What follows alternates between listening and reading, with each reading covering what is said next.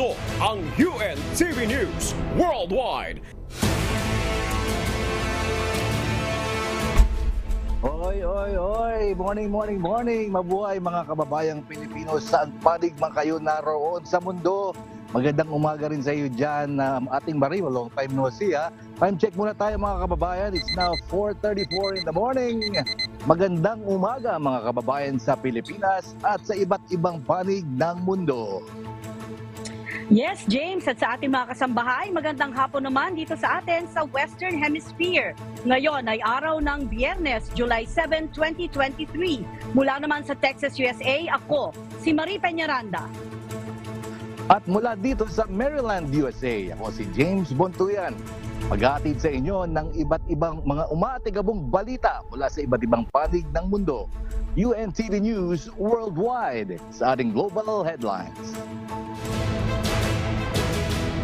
Wage increase, isa sa mga hinaing ng Pacific Coast Dock workers sa Canada. Mas mahigpit na pag-iingat sa classified information, ipatutupad ng Pentagon. 10 milyong users nag-sign up sa Threads app ayon kay Meta CEO Mark Zuckerberg. Advertising ng Canadian federal government sa Facebook at Instagram sinuspindi. Pinakamainit na Hunyo sa kasaysayan, naitala, climate change at El Nino, posibleng dahilan. 22 kaso ng Zika virus infection, naitala sa Singapore sa unang kalahati ng 2023.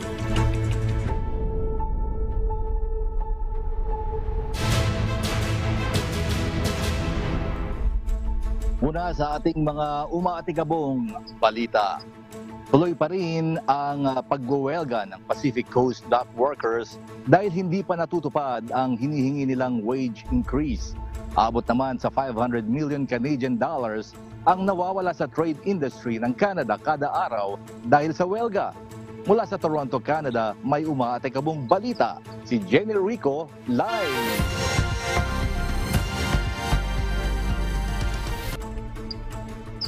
Jenny, malaki pa lang nawawala dyan sa inyo pag kami mga nag-uwelga eh. Gaano ba kalaki ang hinihingi nilang wage increase at hindi pa sila magkaroon ng kasunduan? James, humihingi ng 11% wage increase ang dock workers at 8,000 Canadian dollars o halos 335,000 pesos na signing bonus bilang inflation adjustment allowance.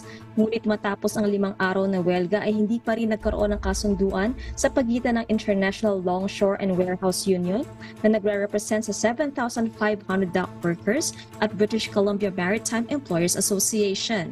Nananawagan naman ng Canadian government na agarang magkaroon ng kasunduan ng dalawang panig dahil malaki ang nagiging epekto nito sa trade economy ng bansa. Aabot sa 500 million Canadian dollars o halos 210 million pesos ang nawawala sa trade industry kada isang araw ng welga. Balik sa iyo, James. Malaki-laki rin yung 11% pero on the other hand, di rin natin alam kung gaano kahirap yung mga trabaho nila doon, yung mga dock workers. Pero Jenny, anong mga sektor ang apektado ng welga na ito? James, epektado sa strike na ito ang automotive at energy sectors, maging parts at manufacturing at consumer goods. Bagamat ang crop exports ay nag-slow down sa buwan ng Hulyo, maaari mang apektuhan ang reputasyon ng Canada bilang isang reliable supplier dahil nga sa pagkaantala ng mga serbisyo. James. Malawak pala ang naapektuhan. Sanga-sanga na yan. Sige, maraming salamat sa iyo, Jenny Rico mula sa Toronto, Canada, kung saan matatagpuan ang isa sa largest major inland ports or ports sa Canada, ang Port of Toronto.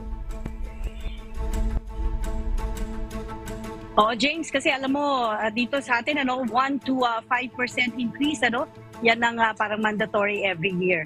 Pero tuloy naman tayo, paiigtingin ng Pentagon ang mga pulisiya nito sa seguridad kasunod ng classified documents leak. Kabilang sa ipatutupad na pagbabago ang mas mahigpit na physical security at measures upang maiwasan ang hindi wastong pag-aalis ng mga dokumento sa secured rooms ng ahensya. Ito ang umatikabong balita ni Christy Rosacia. Inanunsyo ng Pentagon ang planong paghihigpit ng control sa classified information sa pamamagitan ng isang memo ni U.S. Defense Secretary Lloyd Austin. Kabilang sa pagbabagong ipatutupad ang pagtatalaga ng mga officer na kokontrol sa antas ng access sa secret data. Gayon din ang pagbabawal sa paggamit ng electronic devices sa mga Sensitive Compartmented Information Facilities o SCIFs. Hinimok din ni Secretary Austin ang Defense Counterintelligence and Security Agency na gumawa pa ng mas maraming paraan para matukoy at ma-communicate ang concerns sa local commanders hinggil sa mga trabahante nitong may potential security risk. Lumabas sa ginawang pagrepaso ng Pentagon policies and procedures na kinakailangang dagdagan ng oversight sa mga pinagkakatiwalaan sa classified national security information. Kasunod ang paghihigpit ng serye ng umano'y hindi otorisadong pagsasapubliko ng dose-dosenang classified files online ng isang low-ranking service member. Naharap sa kasong pag-leak ng files ang ex-airman na si Jack Teixeira, 21 years old. Gayunman itinatanggi niya ang mga paratang laban sa kanya.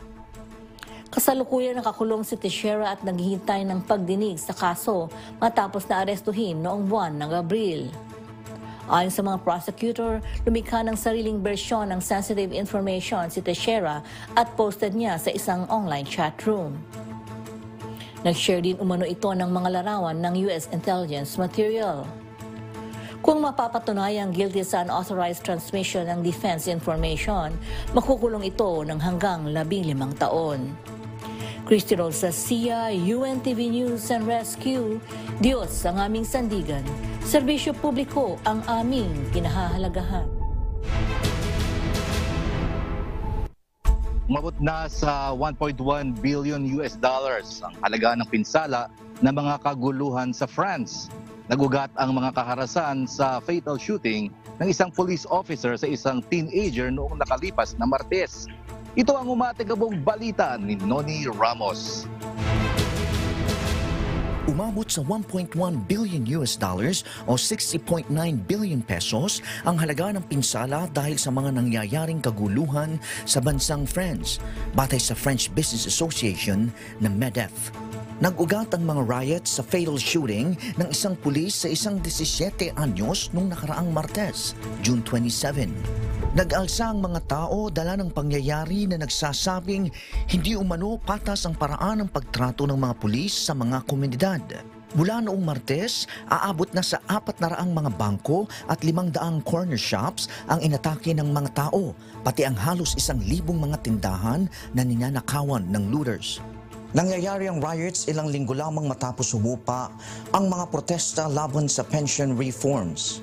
Ipinangako naman ng French President na si Emmanuel Macron ang kanyang pagsuporta sa mga munisipalidad na apektado ng mga riots. Ayon kay Lemoire, ang French Finance Minister, para sa mga apektadong negosyo, hindi kinakailangang agad-agad silang magbayad ng taxes at social security contributions. Mayroon din silang 30 araw para magsumite ng insurance claim mula sa dating 5 araw lamang. Noni Ramos, UNTV News and Rescue. Diyos ang aming sandigan, serbisyo publiko ang aming pinahalagahan. James, nakakalungkot yung mga nangyayari sa France, pero ito naman, magandang balita. Makibalita tayo sa Asia. Umangat ng 4 na pwesto ngayong 2023 sa Global Peace Index ang Vietnam, ayon sa Institute for Economics and Peace ng Sydney, Australia. Pang-115 pwesto naman ang Pilipinas. Ito ang umatikabong balita ni Cassie Navarro. Mula sa rank 44, naging rank 41 na ang Vietnam sa Global Peace Index 2023, ayon sa Institute for Economics and Peace ng Sydney, Australia. Kinabibilangan ng 163 countries ang ranking index at sa Asia-Pacific region, ika-7 ang Vietnam. Nakabatay ang Global Peace Index sa 3 criteria. Una, ang level of societal safety and security. Ikalawa, extent of ongoing domestic and international conflict. At ikatlo, degree of militarization. Kumpara sa ibang Southeast Asian countries, mas mababa ang Vietnam sa Singapore na nasa ika-6 at ang Malaysia na nasa ika-11. Pang-115 pwesto naman ang Pilipinas. Sa kabuuan, ang top 5 countries na may pinakamataas na Global Peace Index ay ang Iceland, Denmark, Ireland, New Zealand at Austria. Kathy Navarro, UNTV News and Rescue, Vietnam. Diyos ang aming sandigan. Serbisyo publiko ang aming pinahahalagahan. Dito kaya sa US sa atin, Maria, anong Global Peace Index? Anyway, 10 milyong users ang nag-sign up sa Threads app na karibal ng Twitter sa mga unang oras mula nung ilunsad ito. Patay naman sa mga analyst, posibleng maging built-in user base at advertising apparatus ng Thread ang Instagram. Ito ang umatikabong balita ni James Hilario. 10 milyong users ang nag-sign up sa bagong lunsad na Threads app ng Meta sa unang 7 oras nito ayon sa CEO ng kumpanya na si Mark Zuckerberg. Giit nito isang friendly rival ang Threads sa Twitter na binili ni Elon Musk noong October. Batay sa mga eksperto, maaaring mahikayat ng Threads ang Twitter users na hindi na masaya sa mga ipinatutupad na pagbabago ng platform. Pwedeng mag-post ng hanggang 500 characters ang mga user ng Threads at maraming features na kahawig ng Twitter. Ayon kay Zuckerberg, ang pananatiling user-friendly ang susi sa tagumpay ng platform. Aminado naman itong nangangailangan ng panahon upang maging mas malaki ang Threads kaysa Twitter. Dagdag pa nito, kailangan ng public conversations app ng 1 billion plus users. Tinuligsa naman ng rivals ang amount ng data na maaaring gamitin ng app kabilang ng health, financial at browsing data na nakaugnay sa identities ng users batay sa Apple App Store. Samantala, maaaring i-deactivate ang Threads profile nang hindi dini-deactivate ang Instagram account. Available lang magamit ang Threads sa 100 bansa kabilang ang United Kingdom subalit hindi pa sa European Union dahil sa regulatory concerns.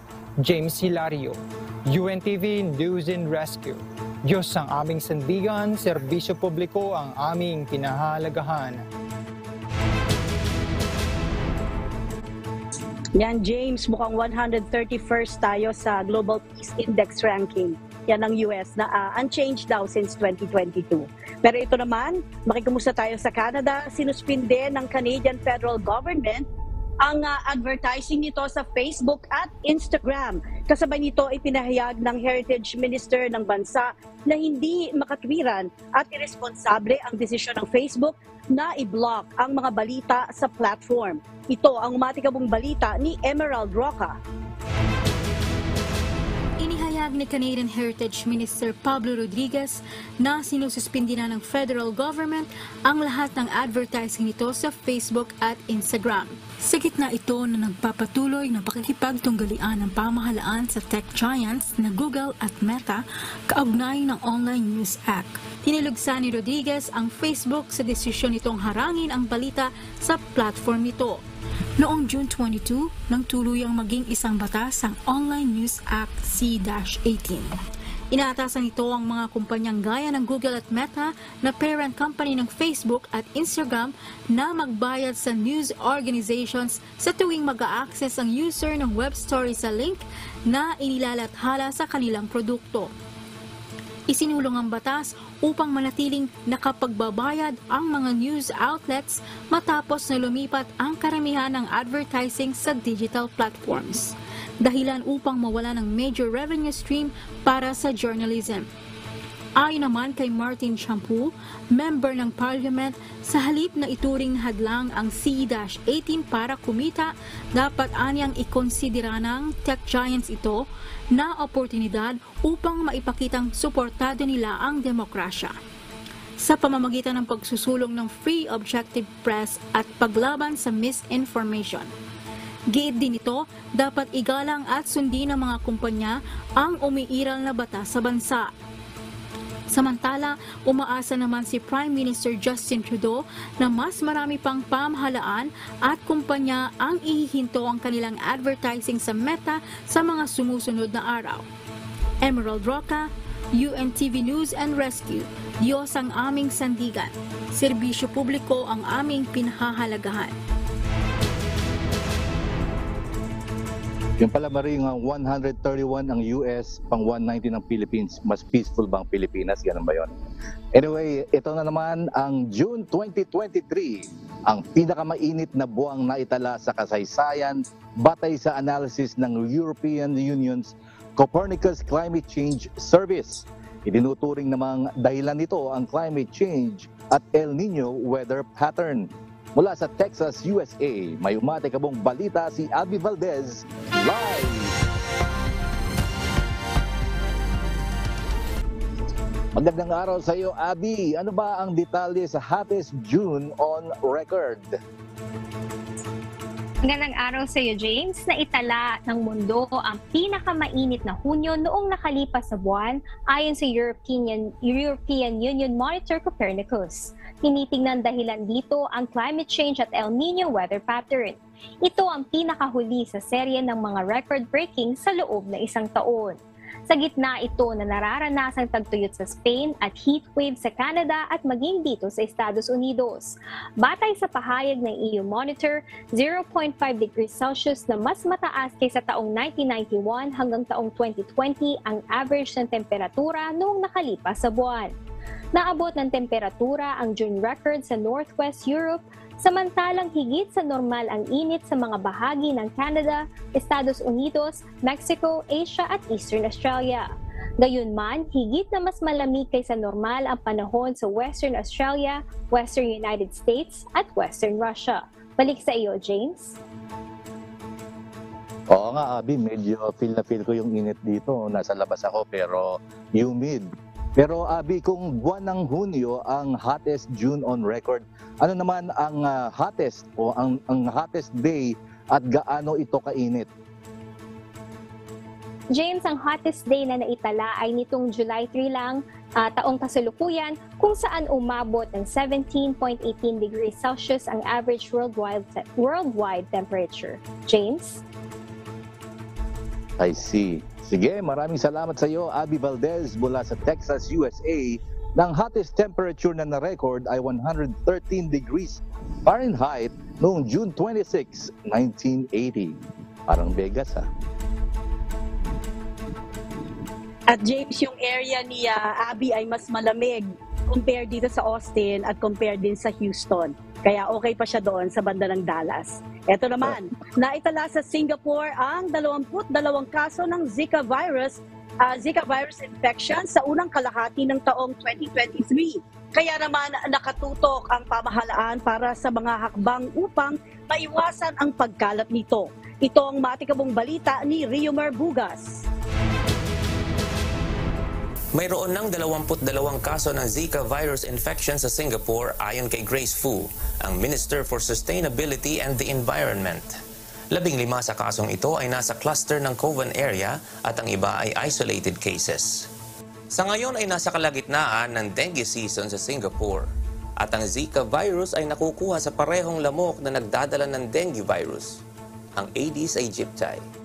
Isinusulong naman ng parliament member na si Mr. Yong na gamitin ang Project Wolbachia upang malabanan ang pagkalat ng Zika virus kasabay ng dengue virus. Ang Project Wolbachia ay ang pagpapakalat ng mga lalaking Aedes aegypti mosquitoes na infected ng Wolbachia bacteria. Sa pamamagitan nito ay hindi makakapag-reproduce ang mga lamok na nagdadala ng Zika at dengue virus. Dagdag pa ng pamahalaan, ang Project Wolbachia ay isa lamang sa mga hakbang upang mapigilan ang Zika at dengue outbreak. Kaya naman, hinihikayat ang mga mamamayan na panatilihin ang kaayusan sa kanilang mga pamamahay. Walang naiipon na stagnant water, mag-spray ng insecticide sa mga madidilim na bahagi ng bahay at mag-apply ng insect repellent. Riomar Bugas, UNTV News and Rescue Singapore. Diyos ang aming sandigan, serbisyo publiko ang aming pinahahalagahan.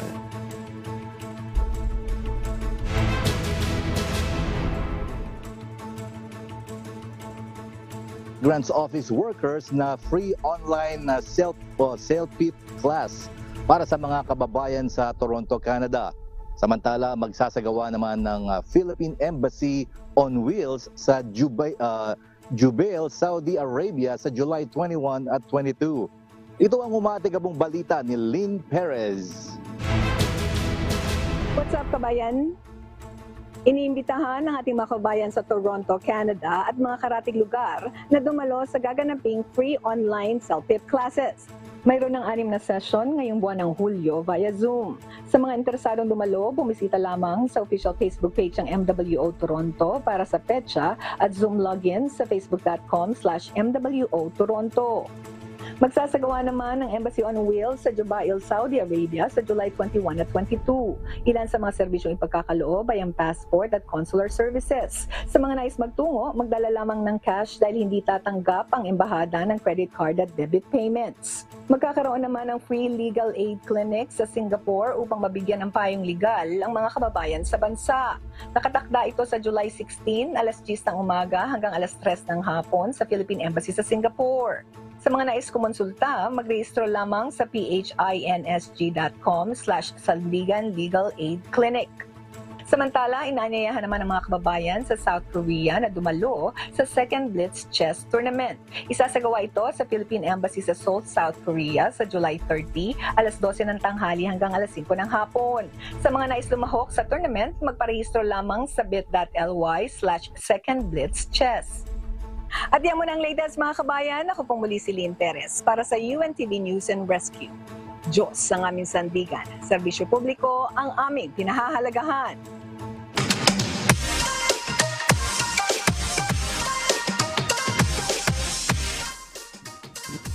Ito naman, mainit man o malamig, umulan man at umaraw, hindi natin ito makalilimutan ang pinakaabangan nating lahat. James, pwede bang bumati? Ito, miss ko na to eh. Pwede. O, yan. Ayun, narito naman ang pagbati mula sa ating kababayan. Good day. My name is Joan Nuez from the city of Toronto. I would like to extend the greetings to my sister in California and her husband, Bong, and their boys, Alvin and Jeanette, his wife, plus the two boys, Nicholas and Noah. Include that is Ryan and Anthony. Miss you guys. Hope to see you soon. Love you. Salamat po sa Diyos. This time, gentleman first muna, Marie. Binabati ko na siyempre sila Kuya Daniel at ang kanyang sambayan. Kamusta po kayo? Ang sambayan din nila ni Brad Josel and family. Kamusta rin po? At gusto ko rin batiin, happy Sabbath anniversary yung mga kapatid natin dito sa MCGI sa Maryland. Ang Andrada couple, Sabbath anniversary nila ngayon. At siyempre yung mga kababayan natin dyan sa Balibago, sa Santa Rosa, yung mga tropa natin dyan, sila Brad Larry, sila Brad Rico Conde, si Brad Limbuel, Porcare, Brad Jun Sanchez, and everyone. Kamusta po kayo dyan? Ate Marie.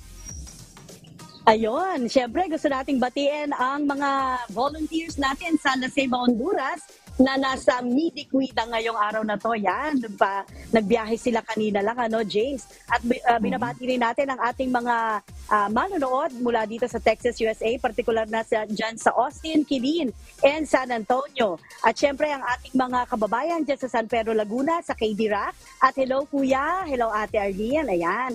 Salamat po sa Diyos sa panibagong araw. At merong dumating dito yung aking fans club. Ang aking mi amor, si Nomer Peñaranda at si Iya, ayan, na magbe-birthday naman sa Lunes. Ayan, nandito lang sila sa aking tabi kasama ng squirrel na umaakyat-akyat dito sa aking device. Go ahead, James. Squirrel pa. Kasi nabanggit mo yung Midiquida kanina. Binabati ko rin yung aming delegate dyan sa Midiquida sa Honduras, si Brad Red Balobar, at si Brad Julio De La Rosa. Ingatan nawa kayo sa biyahe. Yan. Oy, ang ating tawagin na natin. James, Oh. Oy, ang ating mga ECU seniors, nandiyan dyan, naka-tune in sila. Ayan, si Brad Eduardo Del Mundo, hello. Kamusta po mga kasama naming mga seniors dahil marapit na rin kami mag-senior ni Ate Marie. Sige, tawagin na natin, Ate Marie, yung ating kasamahan sa Pilipinas para sa atin ang mga inaabang mga humahataw na balita. Si Kumparing Jun uli ang nasa studio yata ngayon. Magandang umaga po. Naging kumpare mo na ako, James. Si Ate Marie, aba, talagang ang panahon talaga kay bilis lumipas. Di ba? At teka lang mo. Mainit din ba sa inyo dyan, James at Ate Marie? Yeah, dito sa amin, Kuya Jun, talagang napakainit. Medyo, hindi lang feel, kasi medyo naka-jacket tayo. Pero sa loob-loob, tinitiis lang natin. Medyo humid, kumbaga, mataas yung init Para lang, protection na rin ito sa mga, sa mga insekto na lumilipad-lipad sa tabi-tabi. Pero diyan kila Marie, mas mainit daw sa kanila, sabi niya kanina Ay, correct. At yan ang tawag dyan, James at June, yan ay tiis ganda ni James kasi naka-jacket in the middle of summer. Actually, pumasok na tayo sa summer, mga 3 weeks ago at talaga napakainit. Alam mo, June, ilang linggo na rin tayong nasa heat wave warning dito sa Texas dahil napakainit. Maabot tayo dito ng 40s nung hindi pa pumapasok ang summer, pero ngayong summer season na mas mataas pa tayo sa 40. At napaka-humid, tama si James. Yan ang weather ngayon dito sa Texas at inaasahan natin na pagdating naman ng winter season ay gayon din kung gaano kalamig, kung gaano kainit, ganon siya kalamig naman pagdating ng winter. Ganyan na siya for the past 4 years. Ate Marie, sana yung sinasabi mong 40s, hindi temperature, sana edad na lang. Gando na lang sana. Para sabi niyo nga malapit na kayong mag-senior citizen, sabi ni James, ha? Mukhang hinahanay nyo na Siya ako lang. din, pa. Denial stage ka pa rin natin, Marie. Hige. Dito talaga mainit pa rin kasi nga yung nakausap ko kaninang isang staff natin, naglaba daw siya kagabi, natuyo ka agad. Tingnan naman yun, ha? Madaling makatuyo daw ngayon ang init ng para sa mga naglalaba dyan, di ba? Wow. Pero... Totoo yan. Ikaw naglalaba ka ba, James? Siyempre, yung mga mabait yan. na automatic. Si paring James, mabait siya. Naglalaba yan. Okay, tanyo. Tama-tama yung sinabi mo, Boss June. Alagang naglalaba ako every Thursday ang aking labada day. Diba? Masunurin yan. Schedule. Oo, siyempre. Ganyan tayo. Boss June, ano ba yung ating mga dyan? Alam ko, mainit nga rin dyan sa inyo. Pero yung mga maiinit na balita, ano bang pang-preview natin? Hindi pa nga rin natatapos din yung usap-usapan pa rin yung campaign tourism campaign dito. Pero although nagmo-move on na daw yung ating departamento ng may hawak ng tourism, di ba? Kaya lang hindi pa rin kumbaga usap-usapan pa rin kasi nga naman ang Pilipinas kasi ang ibinebenta nagkaroon daw ng mga video na 5 na hindi naman talaga original, stock. Kasi nga may nagsasabi nga talagang feel nila na parang may mali kasi nga halimbawa, yung nasa disyerto, parang pinoportray doon yung Ilocos region, di ba? Yung sa Lawag o sa anuman. Pero ang puto doon, parang bakit may foreigner, parang taga-Arab country, parang parang kakatuwa kasi, di ba, galing ka na sa ganung lugar, bet ka pa magpupunta ng Pilipinas para lang mag-adventure ng ganung ding sitwasyon, di ba? Parang tayo, ako, pangarap ko makapag-ice ski, di ba? Kasi wala ditong yelo, walang winter dito, di ba? Parang ganun nga, kasi kaya nagkaroon ng mga ganung usapin, James at Ate Marie. Yun naman pala. Alam mo talaga, pag mga ganyang usapan, yung mga change, June at James, talagang tayo mga Filipinos, talagang gusto nating mag-jump in sa mga diskusyon na yan. Sige, mag-aabang kami sa inyong mga balita. Salamat, June, at sa ating mga correspondents mula naman sa iba't ibang panig ng mundo. Mga kasangbahay, kung meron kayong hindi napanood na balita o nais nyong muling tunghayan ang UNTV News Worldwide, maaari niyo po itong balikan sa aming mga official social media account. I-like at i-follow lamang ang UNTV News and Rescue Facebook account at i-click ang subscribe button sa UNTV News and Rescue YouTube channel. Mapapanood nyo rin po rito ang iba pang news programs ng UNTV, pati na ang iba pang video na nag-iisang public service channel. Kaya tara na, subscribe, like, and share. At narito po ang mga salita ng Diyos na maaari naman nating baunin sa pagpapatuloy ng araw na ito. Nasa sulat sa book of 1 John chapter 3 verse 17.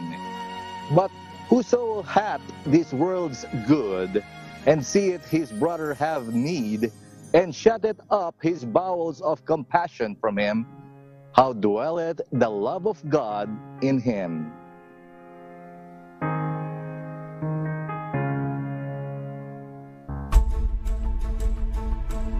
Salamat sa Diyos at yan po ang mga umatikabong balita sa iba't ibang panig ng mundo ngayong umaga ng Biyernes, July 7, 2023. Susunod na ang programang Hataw Balita Pilipinas sa UNTV at sa UNTV Radio La Verdad 1350. Mula rito sa Round Rock, Texas, USA, ako si Marie Peñaranda. Sa ngalan ng lahat ng bumubuo ng UNTV News and Rescue at ng UNTV Radio La Verdad 1350, mula dito sa Perry Hall sa Maryland, USA, ako si James Bontuyan, dito sa UNTV at sa UNTV Radio La Verdad 1350. Diyos ang aming sandigan, serbisyo publiko ang aming pinahalagahan. Enjoy your weekend and milyong salamat po sa Diyos.